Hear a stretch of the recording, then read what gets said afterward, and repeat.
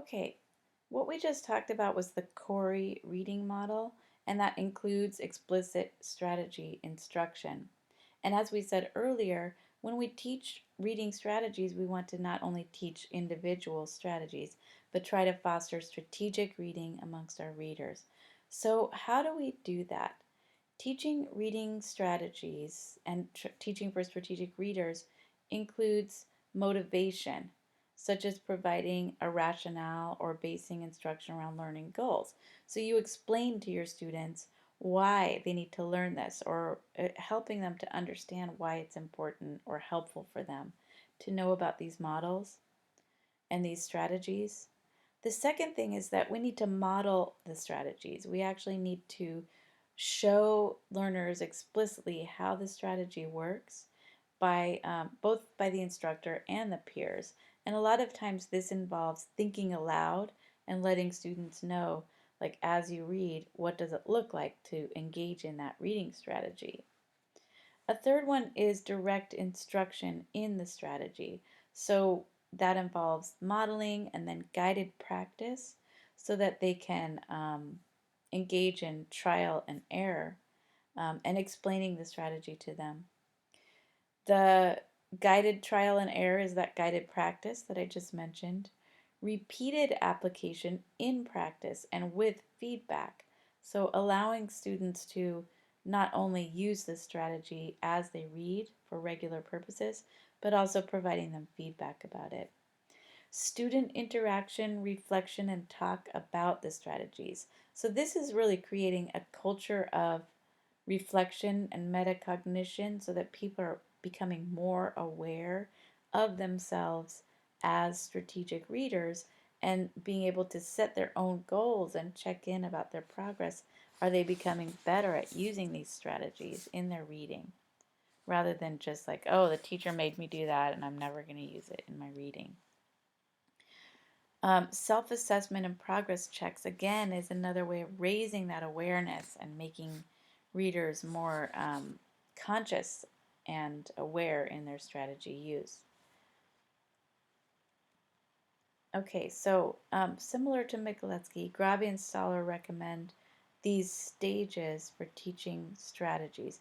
Really, any strategies should be using these stages. So whether it's reading strategies or writing strategies, listening strategies, speaking strategies, the first thing to do is really introduce the strategy. So saying like today we're going to learn a strategy and here's what it is and here's how, when, and why to use it.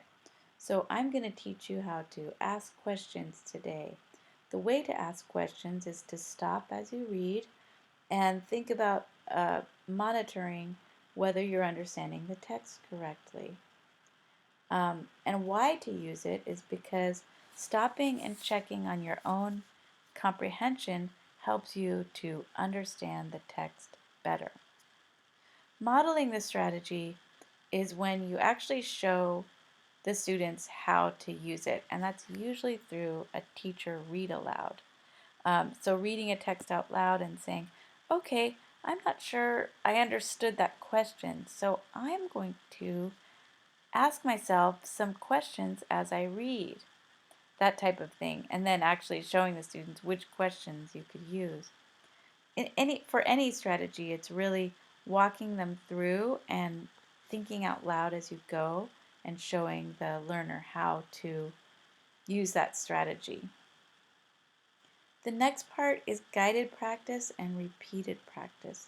Guided practice is where you really break the strategy down for the students, maybe through a worksheet or through some kind of set of questions or checklist so that you're guiding the students through rather than just telling them to go ahead and doing it. Talking about strategies is also important.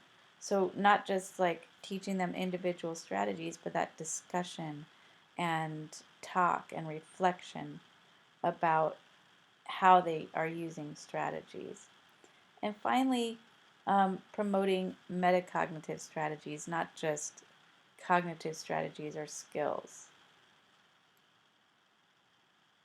What we're going to do next is we're going to view some examples, some example videos, and what you're going to look for as you watch these videos is, do you see these recommended stages of strategy instruction that we just talked about?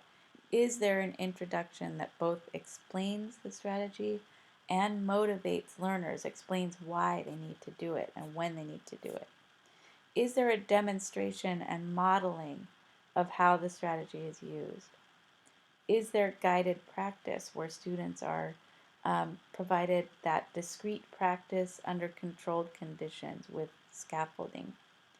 Is there an opportunity to apply the strategy in an authentic, meaningful context with an actual reading task?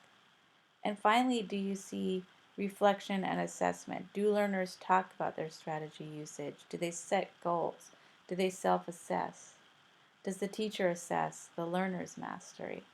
So these are the stages we're going to be looking for as we watch these videos about reading strategies.